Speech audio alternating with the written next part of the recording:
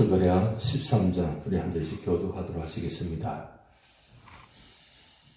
그날에 죄와 더러움을 씹는 셈이 다윗의 족속과 예루살렘 주민을 위하여 열리리라.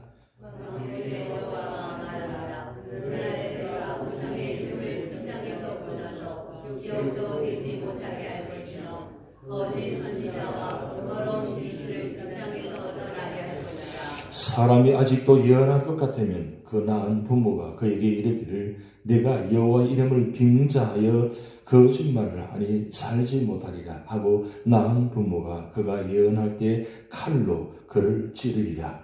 그날에 선지자들이 예언할 때 그 환상을 각기 부끄러워할 것이며 사람을 죽이려고 서로도 힘지 아니할 것이며 말하기를 나는 선지자가 아니요 나는 농부라.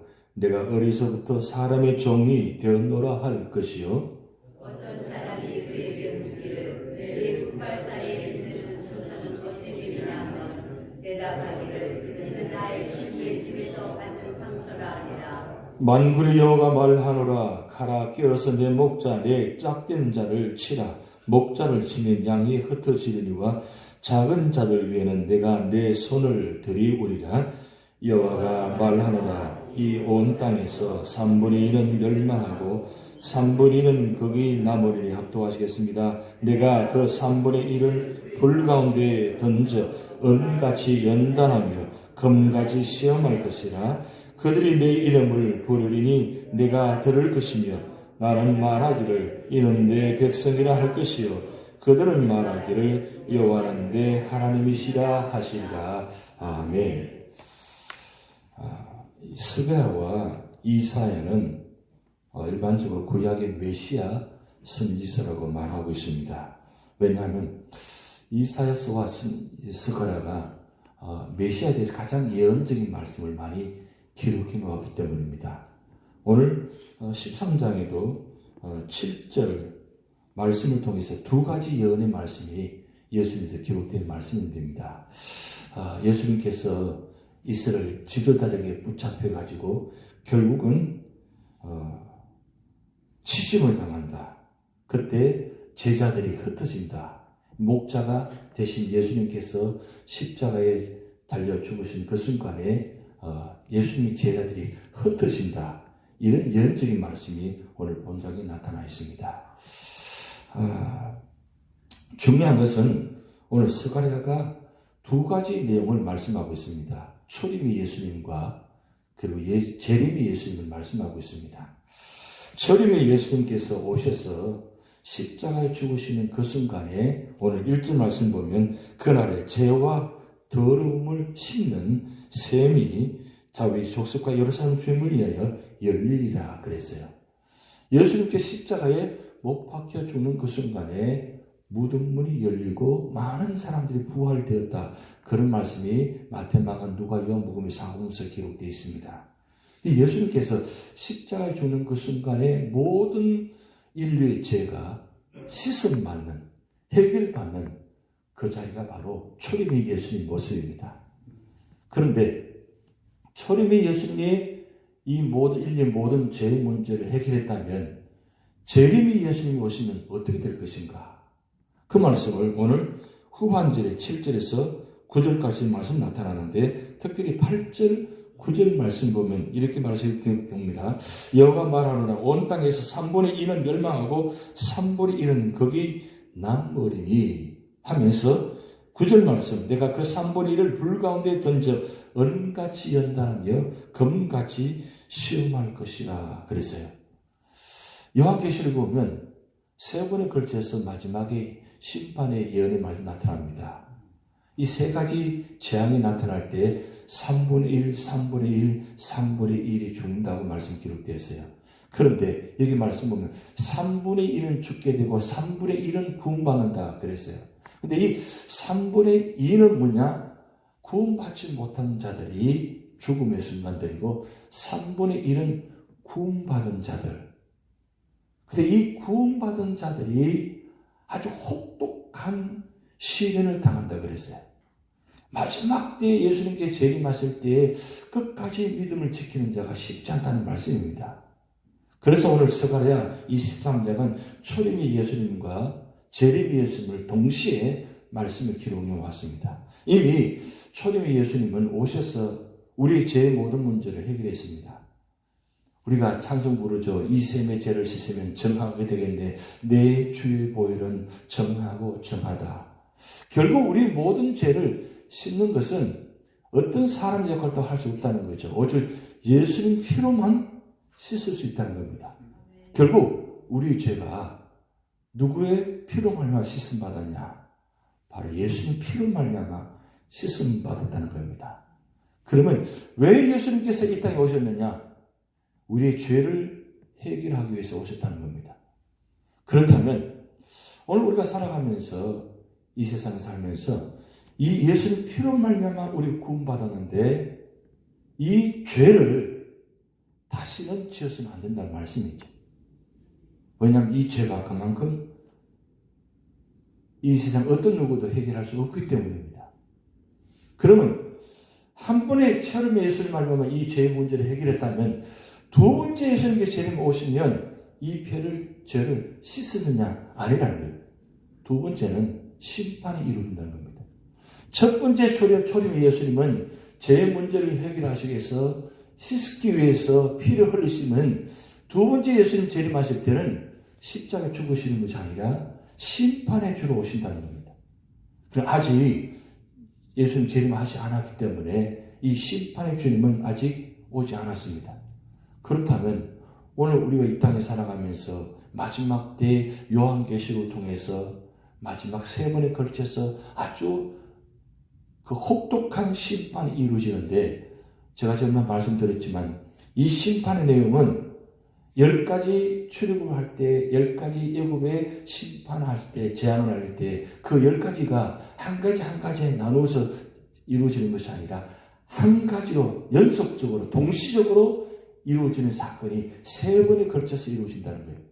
그만큼 마지막 때에 심판이 무겁다는 겁니다. 그러면 왜 하나님께서 이 스가랴서를 통해서 이 13장을 기록해서 오늘 우리가 보게 하시느냐? 마지막 때라는 겁니다. 이 마지막 때에 우리가 어떻게 이 세상에서 승리할 것이냐, 이길 수 있냐? 결국 예수님밖에 없다는 겁니다. 예수님밖에 없다는 겁니다. 제가 자주 보는 책 속에 한번 말씀드렸지만 그 미즈노 겐조라는 사람, 그 눈 깜빡이는 시인, 그 눈 깜빡이 시인이 이런 내용을 글을 지었습니다. 내용이 주 예수님을 끊임없이 생각하리라 이 시 제목인데 이런 내용입니다. 아버지 뜻대로 거룩한 그 보좌를 떠나 이 세상에 오신 주 예수님을 끊임없이 생각하리라. 아버지 뜻대로 세상에 있는 고민과 괴로움을 모두 맛보신 주 예수님을 끊임없이 생각하리라. 아버지 뜻대로 희생의 제물로 자신을 올려드린 주 예수님을 끊임없이 생각하리라. 이 미즈노 겐조라는 사람은 전신이 다 마비되어 있습니다. 눈만 깜빡입니다. 그런 시인이 주님을 생각할 때에 나는 몸의 전신이 마비되어 가지고 꼼짝을 못하는데 문제는 뭐냐면 내 속에 있는 이 영혼과 육신의 생각이 이 순간에도 몸이 마비되는 순간에도 죄를 생각한다는 것. 그 힘들고 어려운 순간에도 내 속에 이 죄성으로 말미암아 죄를 생각한다는 거예요. 그리고 죄를 짓는다는 거예요. 그러니까 이 미즈노 겐조가 그 순간에도 끊임없이 주님을 생각하는 이유가 무엇이냐? 주님을 생각하지 않으면 내가 죄를 짓는다는 거예요. 틈만 나면 죄를 짓는다는 거예요. 틈만 나면 죄의 말을 한다는 거예요. 틈만 나면 죄의 행동을 한다는 거예요. 다행히도 꼼짝 못하니까 눈만 깜빡이는 그 순간에도 내 머릿속에는 죄의 생각을 한다는 거예요. 그러니까 이 미즈노 겐조라는 사람이 끊임없이 주님을 생각하는 이유가 거기 있다는 거예요. 뭘 생각한다는 거예요? 주님께서 내 죄를 위해서 아버지의 뜻대로 오셔서 끝까지 아버지 뜻에 순종해서 그리고 그 아버지 뜻대로 마지막 십자가에 죽으셔서 피를 흘리신 그것을 생각하니까 미즈노 겐조는 주님 생각함에 감사가 있다는 거죠. 주님 때문에 내가 마비되는 그 순간에도 눈을 깜빡이면서도 주님을 생각할 수 있는 그 은혜가 감사하다는 거예요. 그렇다면 미주노 견조에 생각한다면 오늘 우리 모습은 어떻습니까? 전신사지가 다 멀쩡합니다. 근데 멀쩡한 것보다 더 중요한 건 우리 생각과 마음이 과연 어떤 마음으로 예배를 드리고 어떤 마음으로 우리가 기도하고 어떤 마음으로 말씀을 듣고 어떤 마음으로 이 세상에서 살아가느냐는 것입니다.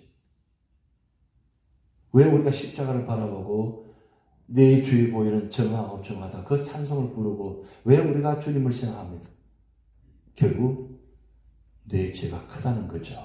근데 이 죄 때문에 나만 죽는 것이 아니라 이 죄로 말미암아 나의 죄로 말미암아 다른 사람까지도 죽게 된다는 것. 심지어는 내 죄로 말미암아 예수님을 십자가에 못 박게 한다는 사실. 그래서 내가 죄를 한번 지을 때마다 예수님의 십자가에 못을 한 번씩 박는다고 생각해 보시기 바랍니다. 내가 말하는 한마디 때문에 사람의 상처를 마음에다가 못을 박는다고 생각한다면 함부로 말할 수가 없죠. 함부로 행동할 수가 없죠. 예배 드리면서 한 입으로 찬송하면서 한 입으로 말하는 그 말 한마디 두 말이 나온다는 거죠. 그럼 과연 하나님 기뻐하실까요? 그거 아니라는 것입니다. 왜 스가랴 선지자를 통해서 이 초림 예수님과 재림 예수님 동시에 말씀을 기록해 놓았을까요? 결국은 이미 초림 예수님은 다 끝났다는 겁니다. 죄의 보혈의 피로 말미암아 우리를 다 씻었다는 겁니다. 끝났다는 겁니다. 다시는 보혈의 피로 우리를 씻어주지 않습니다. 근데 감사한 건 예수님께서 보혜사 성령을 보내셔서 우리의 죄를 날마다 깨닫게 해주신다는 거죠. 깨닫게 해주시는데 어제 말씀드렸습니다. 구약은 속죄 제사를 말미암아 그 속죄 제사를 문제를 해결해 주셨습니다. 그런데 이 구약은 다 끝났습니다. 그럼 신약에 우리가 할 일은 뭐냐? 속죄 제사를 대신해서 회개를 통해서 우리를 죄의 문제를 해결해 주십니다. 그래서 우리는 회개는 정말 진심으로 회개하셔야 돼요. 진심으로 하나님께 나와야 돼요. 진심으로 주님을 생각하셔야 됩니다. 왜냐하면 그 회개가 얼마나 중요한지 진심으로 회개하면 반복되는 죄를 짓지 않는다는 거죠. 그래서 마지막 때에 구원받은 우리를 하나님께서 그 혹독한 시련을 통해서 마지막 천국으로 우리를 인도하는데 그만큼 하나님 나라에 들어가기 쉽지 않다는 겁니다. 그냥 구원받은 백성은 3분의 1은 다 죽고 3분의 1은 그냥 편안하게 하늘나라에 들어가면 되잖아요. 근데 그렇게 하지 않는다는 거예요. 시련과 환난과 심판 가운데 피할 길을 내서 가지고 완전히 다른 곳에서 살게 하시는 것이 아니라 그 심판받는 그 한가운데 우리가 살아간다는 거예요. 그리고 심판 가운데 한가운데 있다는 겁니다. 그러면 그 심판 한가운데서 우리가 피할 길이 없다는 거예요. 그런데 여기서 중요한 건 하나님 선택한 백성은 그 심판의 자리 가운데도 끝까지 믿음을 지키고 끝까지 회개하고 끝까지 주님의 십자가를 붙들고 있는 사람은 끝까지 보호하신다는 거예요. 그게 우리의 중요한 소망입니다. 다 흩어지는 가운데도 다 멸망하는 가운데도 하나님 택한 사람은 끝까지 보호하신다는 말씀입니다. 그러기에 지금 우리 이때는 아직 종말의 때가 아니니까 그런 세 가지 심판의 환란이 한꺼번에 지금 다가오지는 않습니다. 근데 앞으로 이루어질 것입니다. 그렇지만 징조가 우리 삶의 자리에 있다는 겁니다. 여러 가지 모습으로 징조의 모습이 있습니다. 내가 믿음대로 살려고 신앙대로 살려고 말씀대로 살려고 함에도 여러 가지 살지 못하게 하는 모습들이 우리에게 많이 다가옵니다. 그래서 그것 때문에 자꾸 넘어지고 시련을 당하고 힘듭니다. 그런 가운데 우리가 어떻게 이겨낼 수 있는가? 어떻게 이 믿음을 지킬 수 있는가? 결국은 예배의 자리에, 기도의 자리에, 말씀의 자리를 지켜야 되는 겁니다. 그러면 그 말씀을 지키고 기도의 자리를 지킬 때 하나님은 우리의 삶을 보호하시고 인도하시고 우리 삶을 축복으로 연결시켜 준다는 말씀입니다. 결국 살 길은 한 가지밖에 없다는 겁니다. 바로 이 자리, 이 기도의 자리, 말씀의 자리, 예배의 자리. 끝까지 믿음을 지킬 때 하나님은 어떤 환난 가운데도 우리를 구원하시고 보호해 주시는 임마누엘의 축복이 우리와 함께 있을 줄 믿습니다. 다 주기도를 하시겠습니다. 하늘에 계신 우리 아버지여, 이름이 거룩히 여김을 받으시오며 나라의 임하옵시며 뜻이 하늘에서 이루어진 것 같이 땅에서도 이루어지이다.